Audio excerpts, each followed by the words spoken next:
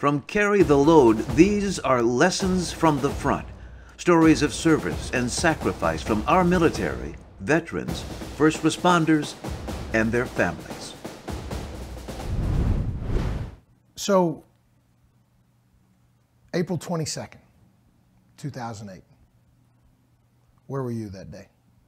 I was in Ramadi, Iraq, east side of the city. There's a main thoroughfare, probably 3 or 4 lanes in each direction that runs through the middle of the city. So I was at one of our platoon's outposts. We were split into 2 outposts. Just on the south side of that thoroughfare, eastern part of Ramadi.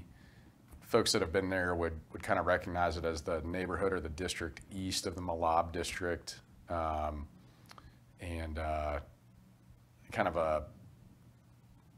a thinly built area along the south side of that highway. And on the north side of the highway, you've got, I think there was a women's college, there was an agricultural college, you have the Sophia district, the Sajaria district, and the Juweba district, kind of the neighborhoods there along the north side of the highway there. What was the climate there at that point? Climate was, so I would say, it was a transitional climate. So you're about 6 to 12 months removed from the fiercest part of the awakening fighting in Anbar province, and probably 1 Marine Corps deployment cycle after that, right? So the unit that we were replacing, we were about a month into the deployment at that point. The unit we were replacing had been what I would say the transition unit that spent 7 months between the heaviest fighting into this period of teach, coach, mentor, and develop the Iraqi stakeholders, the neighborhood councils, the police, the security forces, the infrastructure managers. So it was a climate where there was not a lot of active force-on-force taking place within sort of that post-insurgency period. Sporadic IEDs, landmines, things like that. So still not considered a safe and easy environment. Not a permissive environment, but definitely a period where I think the Iraqi community is trying to pivot into kids in school, growing their economy, but still occasional suicide bomber attempts or successful attacks. I think there were a couple car bombs, that the battalion had during that period. So tension in the air, but people generally kind of leaning forward towards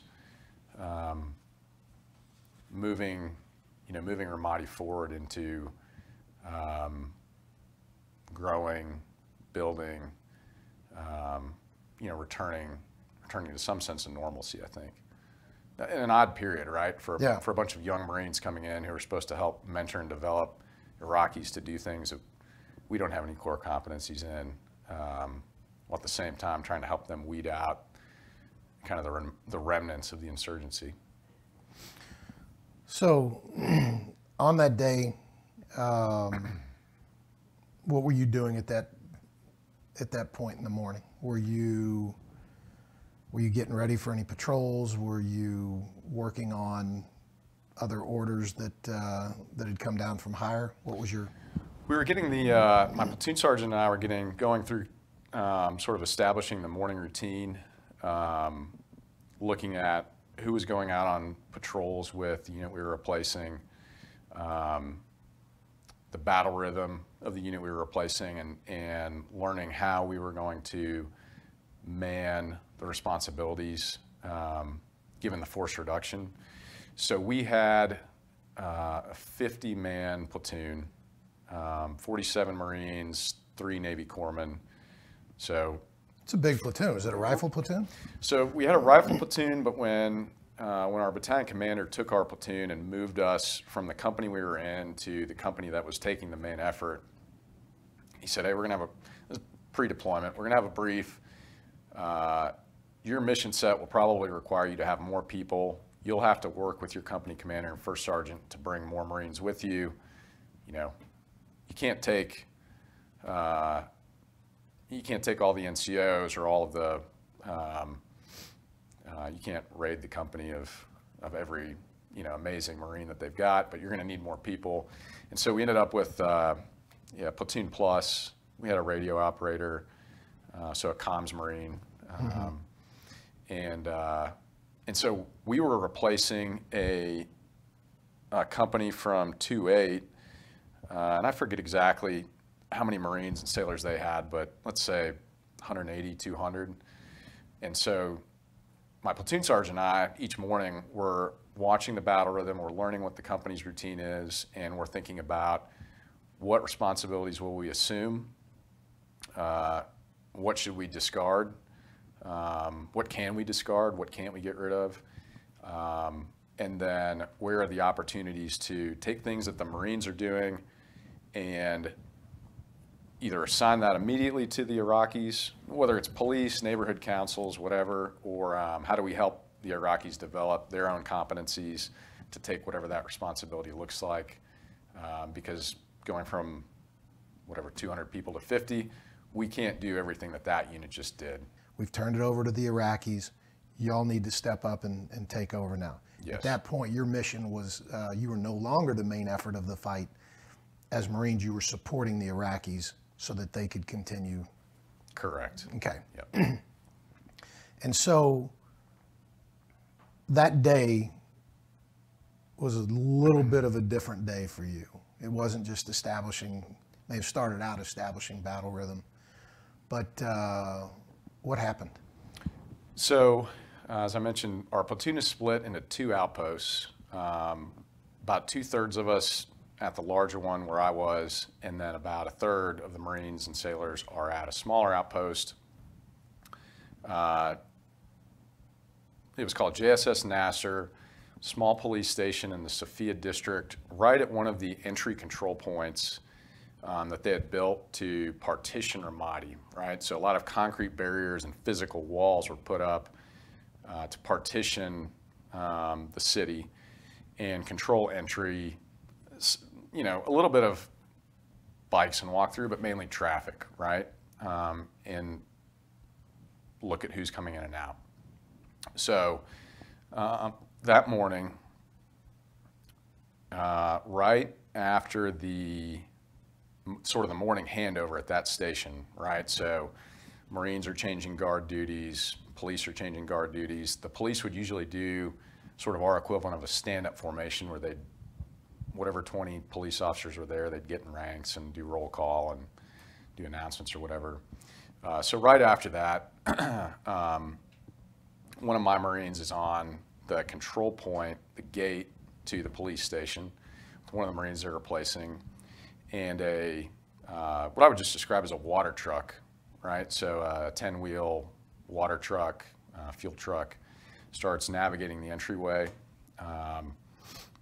You know, it's less than a 100-yard entryway, quite a bit less than that. But the vehicle's navigating sort of the serpentine into the entry point, and not stopping, picking up speed as it kind of exits the last barrier, and the two Marines open fire. Truck explodes basically on top of them, on top of the gate, but without making entry into the rest of the compound. And so one of these Marines was from your platoon. That's right. Yep, Jordan Herder. Jordan Herder. Tell me about Jordan. Jordan, one of the younger Marines in the platoon, you know, which the platoon's made up of mostly men, age 18, 21. You know, you're old if you're 23 or 24 in a Marine rifle platoon. Jordan's 19. He was from Long Island. You know, grew up learning how to fly planes, took flying lessons and soloed a plane without telling his parents. Tried to create some little businesses along the way. He had one where he would deliver bagels via, I think, sort of like a kayak or canoe out to these boats that are docked in the harbor there. Quiet, studious. One of the things I told his parents when I met them the first time was he was always paying attention to whatever we were teaching going through the pre-deployment training. And that's unique, even amongst Marines, because not everybody has that level of intensive focus. So while he was not one of the vocal Marines in the platoon, he was somebody that was always paying attention. And if you trained him to do something a certain way, he would do it that way. That still, to me, 15 years later, sticks out. It's just how I can picture the stare, the attentiveness, the focus, and you're teaching a class or someone is giving instruction on something. Some of the Marines may be bantering or there may be distractions amongst the group.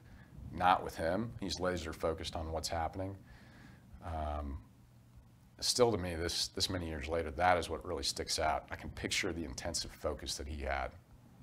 Was that your introduction to combat? That was. So the very first thing that you experienced in combat was a truck-borne explosive device. That's right. Were you close enough to hear it go off? Yeah, so the two outposts were a couple kilometers away. We could hear it go off. I was inside of a building. I was inside of the other outpost, and you could hear it. And people that were on the west side of the city said they could hear it. And of course, then as soon as you went outside, you could see the dust and the smoke and everything that was up in the air. And how far were between the two posts? A couple kilometers. I'm trying to visualize my map all these years later. The equivalent of a 5-minute ride. Little over a mile.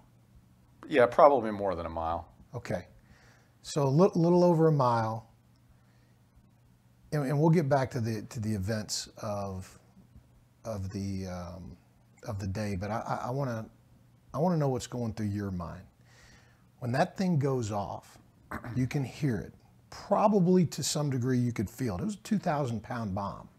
We knew that something had happened, at least in close proximity to JSS Nasser, because the communications were all down. So think back 15 years, we're still working with PRIC 119 radios. We had that. We had I forget what the chat platform that we had was.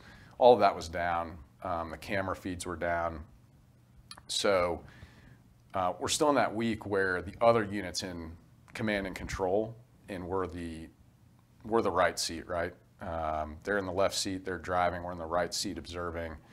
And so they're kind of in command of the situation. So as I recall, I think the company commander sent a QRF out there because we couldn't get any communications up. And a QRF is a quick reaction force, right? So he sends a squad of Marines out in Humvees probably. Okay. Out to go see what had happened.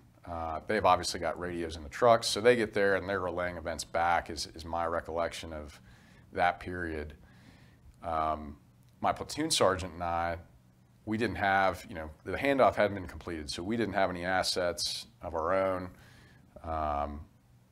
So you're deferring to the commander that's still in control. So we're still at our outpost. The quick reaction force communicates back that they're bringing casualties back to our outpost. We went with one or two of the Marines from the unit we were replacing out basically in our backyard and set up to coordinate the QRF coming back with whoever they were bringing and talk to the aircraft and the battalion and make sure that people got loaded up. We knew who was going where. So for that next, man, I'm hazy, Todd. I'll say the next probably 30 minutes to an hour. We were just monitoring what was happening, and then that QRF actually brought Jonathan Yale from 2-8 back. So we helped with kind of the immediate triage. Helicopter comes in, we get him on there.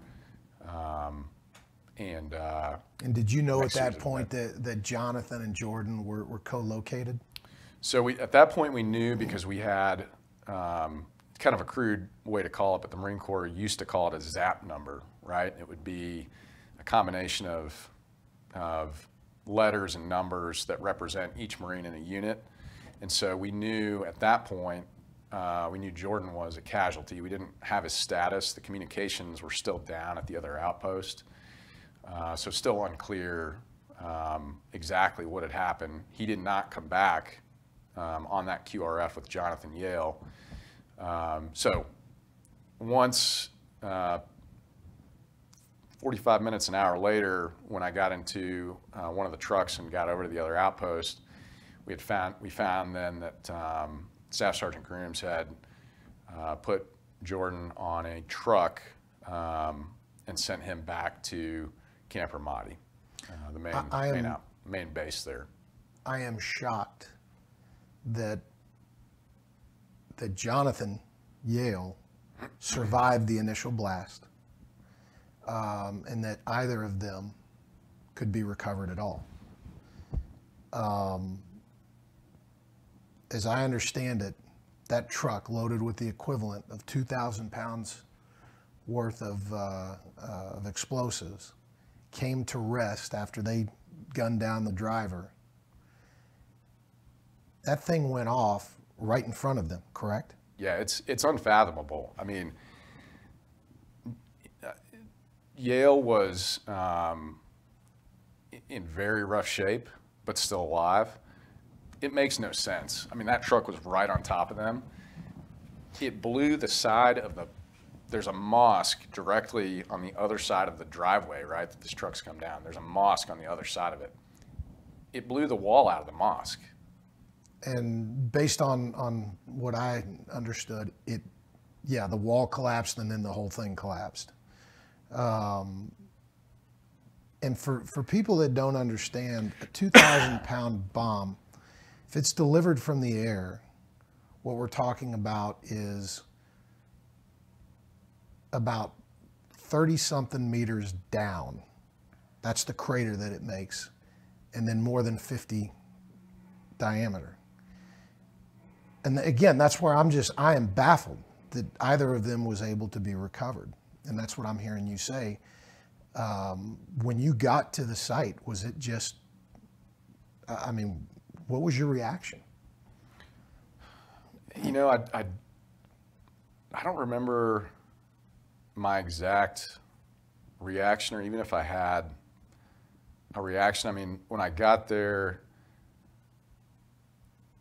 obviously I took in the scene, and then I remember I started to walk the different posts at Nasser, trying to figure out, you know, where all of my Marines were, what shape were they in, who was on each post. And because comm was still down at this point, right?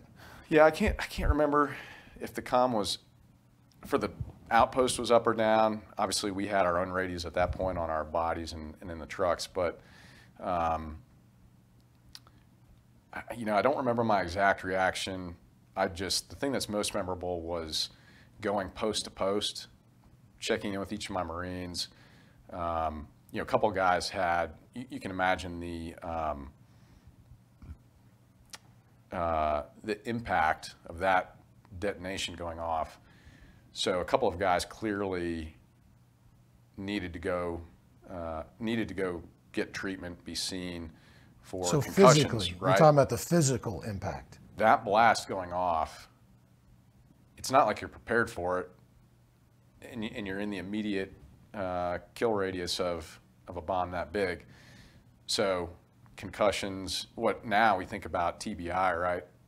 A couple of guys that were on posts who experienced that, the shock from that detonation going off, seeing what state everybody was in emotionally, as would be expected, range of outcomes there. Couple Marines needed to go back to get treatment, to be looked at by medical.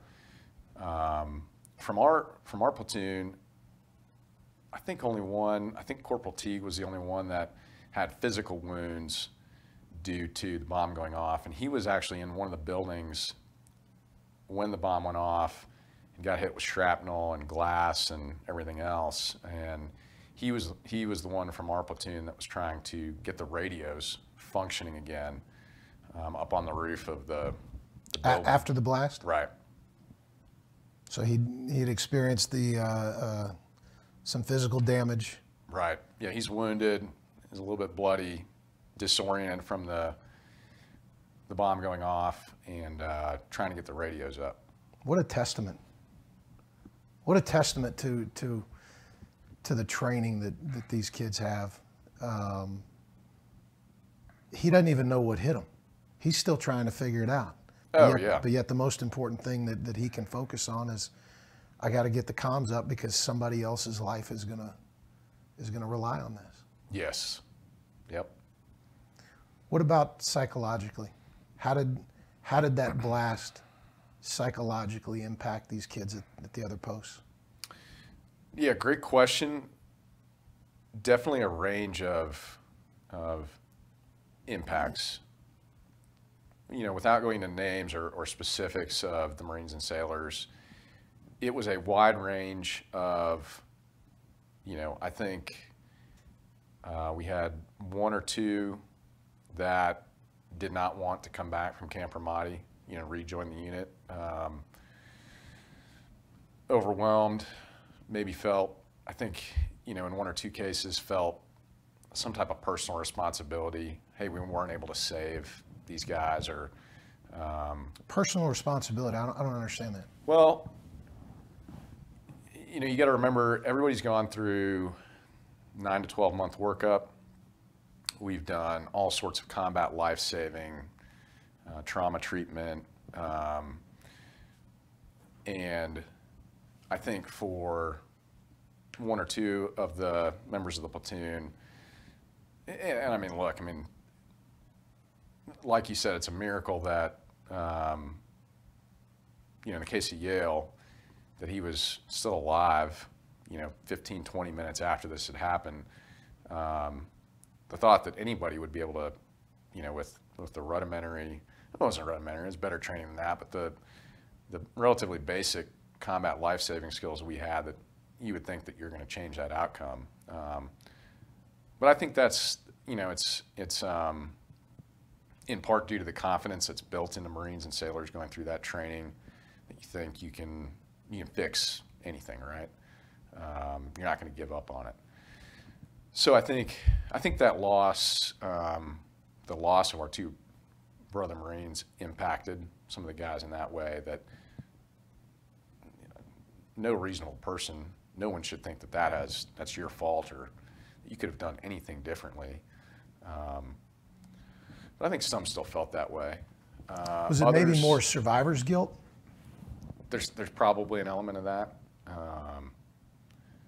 for sure. I think when you talk to the Marines, that it's still a pretty tight-knit group. In particular, that squad stays in touch a lot. They visit one another. You know, the guys crisscross the country to get together periodically. There's definitely that thought. You know, quite a few. Ben, my business partner, Ernie, who I'm still real close with, Corporal Teague, you know, a number of these Marines went on to have children. A couple of them had children, you know, before the deployment. So I think that's definitely part of the consideration, for sure.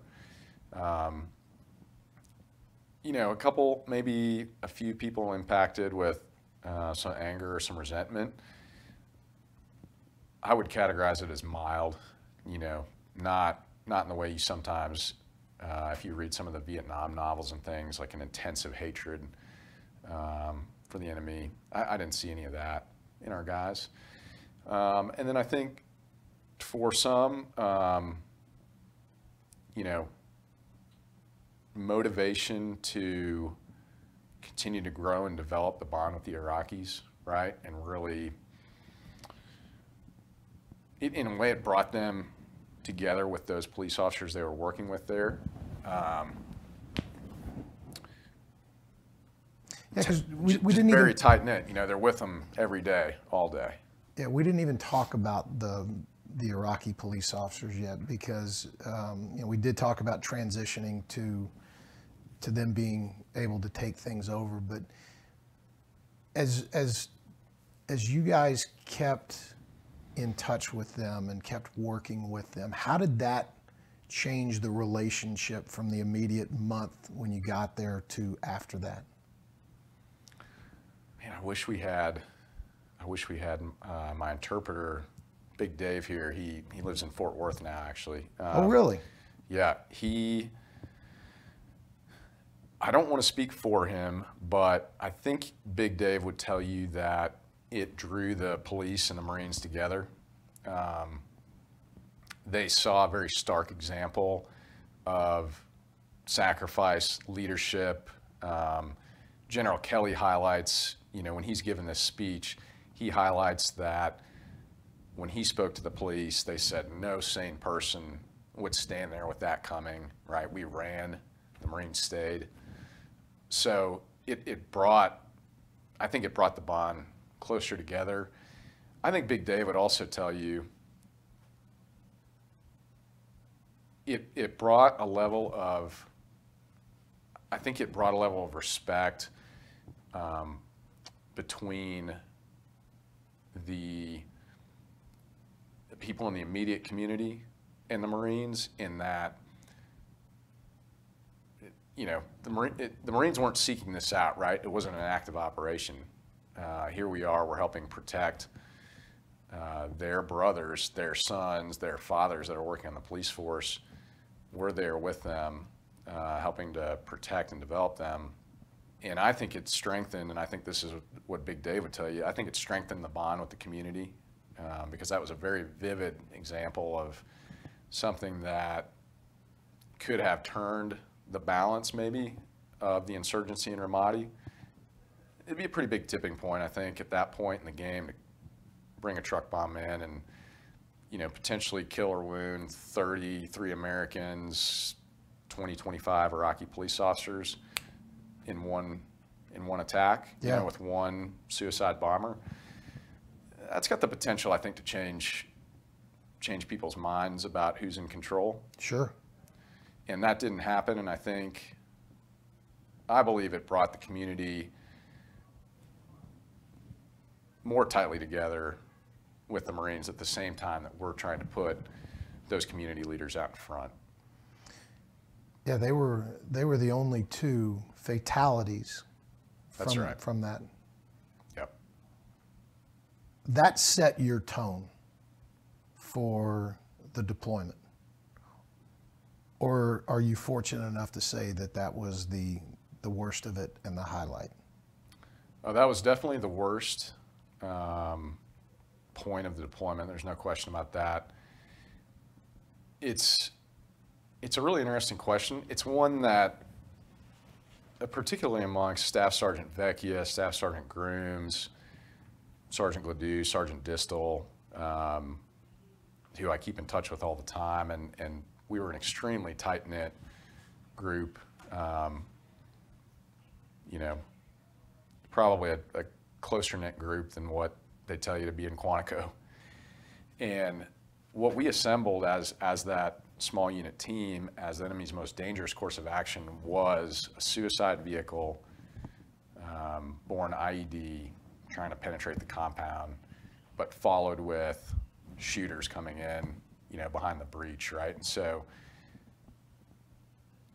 when that happened, it felt, I don't know how to describe it other than sort of bizarre that, well, this is what we planned for as the most dangerous thing that could happen, that the enemy could attempt to do, and it happens on whatever, week 2 of the deployment. And then after that, everything else is relatively minor or passive action by the insurgency, right? Roadside IED attempts, none of which were successful. I can't even think, nothing else that was truly of any significance that we didn't head off before it became anything. So you have that, and you think, okay, is this what we're looking at for the next 7 months? That was exactly where I was going. I mean, Right.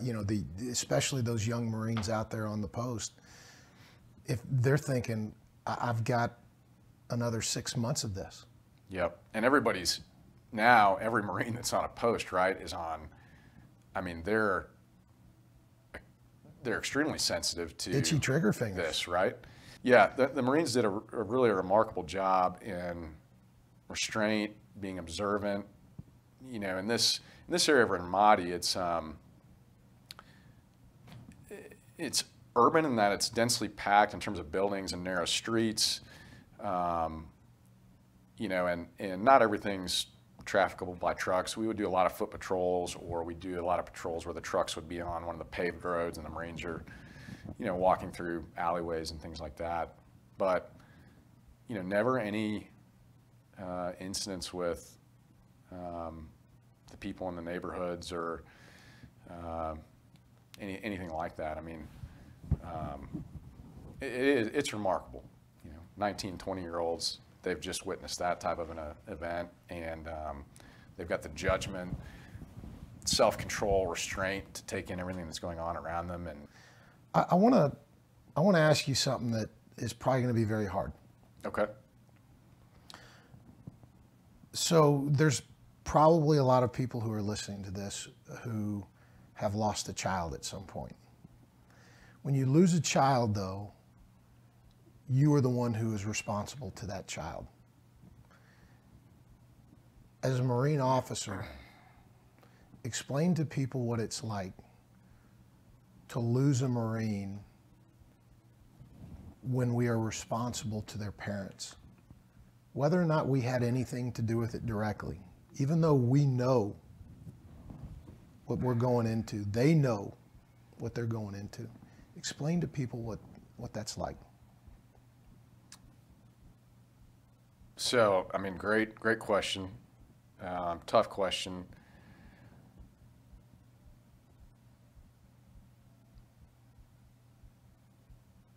I think the way that I would explain this is you have spent 12 months every day of the week, every day of the month, working to prepare the team for a wide range of demanding circumstances. And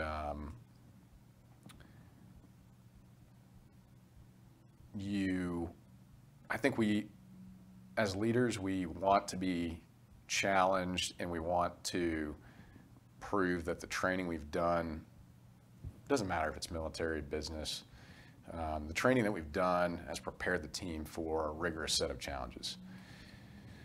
And so when you see your Marines engaged in an action like this, where their training as Marines, from boot camp through their infantry training, through their unit deployment training, comes through and demonstrates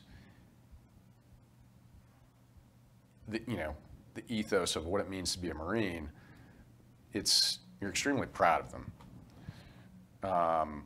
At the same time, it's not an easy conversation to go have with parents. And I think in this case,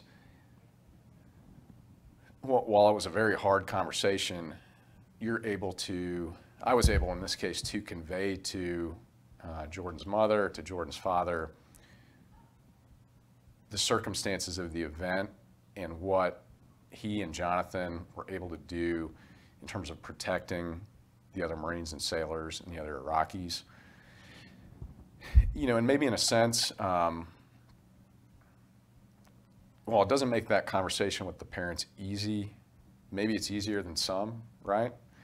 A lot of families lost loved ones from something passive. You know, they ran over an IED in the road, never had a chance. You know, things like that. In this case,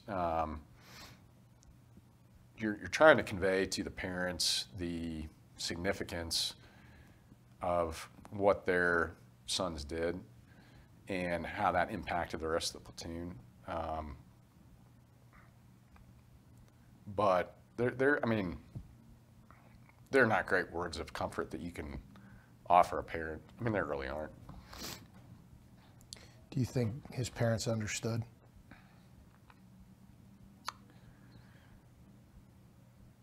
I mean, I can't speak for them on that, of what they understood at the time, but I think having been blessed to build a relationship with both the parents over the last 15 years, I think they do now. They certainly do now. You referenced earlier a speech by General Kelly. Yes. And ironically, it was a speech given just a few days after he lost his own son in Afghanistan. And ironically, we're sitting here with his son's storyboard between us. Would you do me a favor and I can read an excerpt from his speech?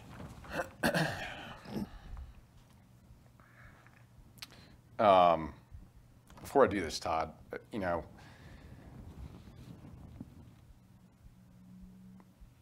I want to offer a comment on General Kelly. So at the time, he's leading MNF West, right? He's the general that's responsible for the western portion of Iraq. You know, thousands of Marines, sailors, soldiers, support units, civilian agencies. He came out to Nasser after this to speak with people. And, you know, there was some lack of clarity over what had happened, what had taken place. Remember, I told you that all of the communications, all of that was down, and I think it took several weeks for, I want to say maybe like an FBI recovery unit to get the footage and things like that off of the computer terminals to see what had happened, to where we were actually, the footage that's out on the internet now was able to be recovered. But General Kelly came out and he interviewed Americans and Iraqis to figure out what happened, and he took personal responsibility for taking the award submissions that we had put in and pushing them up. Because at the time that this had happened, there wasn't a physical witness that had seen everything that happened. There was no camera footage. There wasn't any camera footage that was available. And, you know, based on the interviews that he did, he then took those award submissions and he pushed them up and pushed for those to go through. And so, to this day, I don't know that that Jonathan and Jordan, I don't know that they would have received the Navy Cross posthumously were it not for him taking a personal interest in them and in what happened directly. So I've run into General Kelly a couple times over the years. He would never tell you, you know, that it was his work on the back end that pushed that up, but it was him. So, okay, this is an excerpt. General Kelly has done this a couple of times, as Todd mentioned, shortly after his own son, who was a Marine lieutenant, was killed in Afghanistan. I traveled to Ramadi the next day and spoke individually to a half dozen Iraqi police, all of whom told the same story. The blue truck turned down into the alley, immediately sped up as it made its way through the Serpentine. They all said, "We knew immediately what was going on as soon as the two Marines began firing." The Iraqi police then related that some of them also fired, and then to a man, ran for safety just prior to the explosion. All survived. One of the Iraqis elaborated, with tears welling up, said they'd run like any normal man would to save his life. What he didn't know until then, he said, was that Marines are not normal. Choking past the emotion, he said, "Sir, in the name of God, no sane man would have stood there and done what they did. No sane man. They saved us all." What we didn't know at the time was that our security cameras, damaged initially in the blast, recorded some of the suicide attack. It happened exactly as the Iraqis had described it. It took exactly 6 seconds from when the truck entered the alley until it detonated. 6 seconds. Not enough time to think about their families,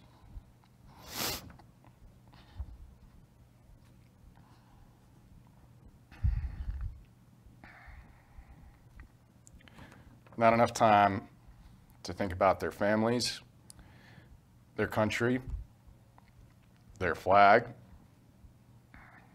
their lives or deaths, but more than enough time for two very brave young men to do their duty into eternity.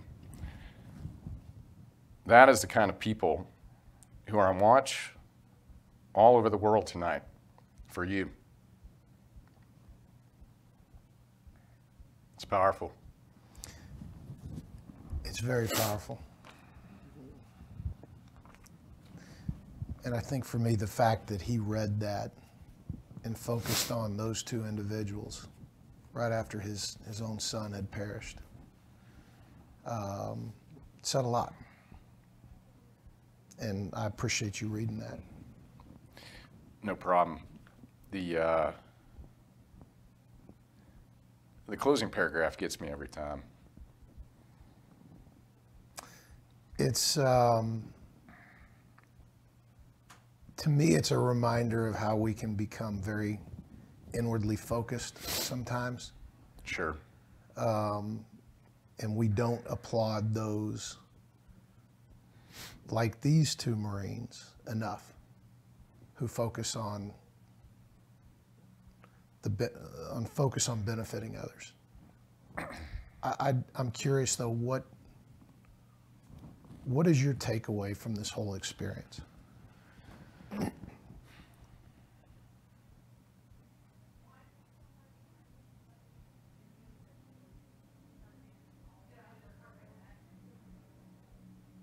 Man, there are, I have a lot of takeaways. I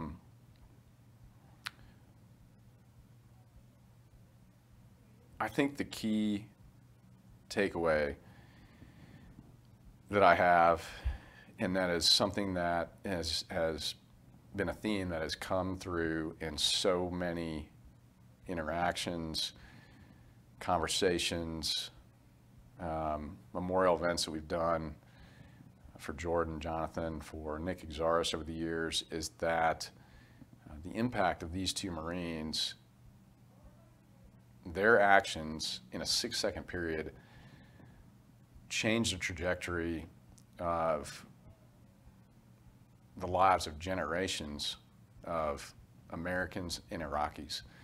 And I don't just mean the few dozen that were at that outpost that day, right? The legacy of these two has impacted so many others in their families, in our families, to remember and honor the fallen, those that have served. But that legacy, it doesn't die. The impact of their actions doesn't stop there, right? We spoke earlier about all of the Marines that now have young families, that have children. And so there's that immediate impact for sure. Think about, you asked me about calling the parents, okay? I often thought, man, what if I had to call 6 parents, 8 parents, 12 parents? I don't know that I would have been equipped to do that. So there's that immediate impact in the legacy of those families, Iraqis and Americans that were there, but there's the impact that the two of them have made on so many others in their communities, their churches, their schools, and in some cases people that they never knew. To go out, serve others, remember the fallen, and be thankful for the nation that we have, protected by men like this. So I think I know the answer to this question, but Dan, who are you carrying? So I'm carrying Lance Corporal Jordan Herder and Corporal Nick Exaros. Nick was one of the other Marines in that unit. He went on to serve with 2-8 and passed away in Afghanistan a year later. Those are the two I am carrying. Thank you for sharing your story. You've been remarkably raw, and I appreciate that. And I can't thank you enough for being here. I appreciate the chance to come on and talk with you about our Marine brothers and their families. Thanks, Dan. You bet. Thank you. If this resonated with you in the least, please subscribe and like, and please, please, please share it with at least one person. These are the stories that make us uniquely American. These are the stories that preserve the integrity of our nation.